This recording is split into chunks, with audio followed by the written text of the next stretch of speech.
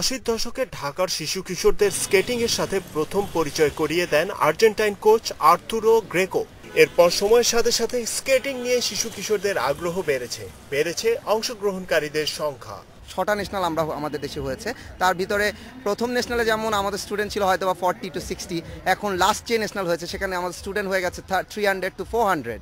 আমার স্কেটিং করতে অনেক ভালো লাগে, আমি স্যারদের থেকে ভালো করতে চাই এবং পুরস্কার জিততে চাই। দেরিতে হলেও স্কেটিংকে গুরুত্বের সাথে নিয়েছে সরকার। স্কেটিং এর বিকাশে তৃণমূল থেকে কাজ করার পরিকল্পনা সংশ্লিষ্টদের। প্রতিটা ইভেন্টই আপনার টিকে থাকতে হলে তৃণমূলে হিট করতে হবে।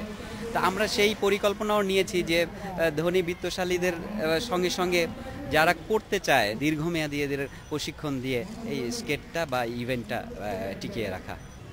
আগামী নভেম্বরে তাইওয়ানে ওয়ার্ল্ড রোলার স্পিড স্কেটিং চ্যাম্পিয়নশিপে অংশ নিতে যাচ্ছে বাংলাদেশ। খুব বেশি তাড়াহুড়ো নয়, আন্তর্জাতিক পর্যায়ে ধীরে চলনীতিতে চলতে চাইছেন স্কেটিং সংশ্লিষ্টরা। রোলার স্কেটিং যখন একটা বাচ্চা করবে তার কাছে মনে হবে সে আকাশে উঠতেছে, এই ফিলিংসটা কিন্তু অন্য অন্য স্পোর্টসে নাই।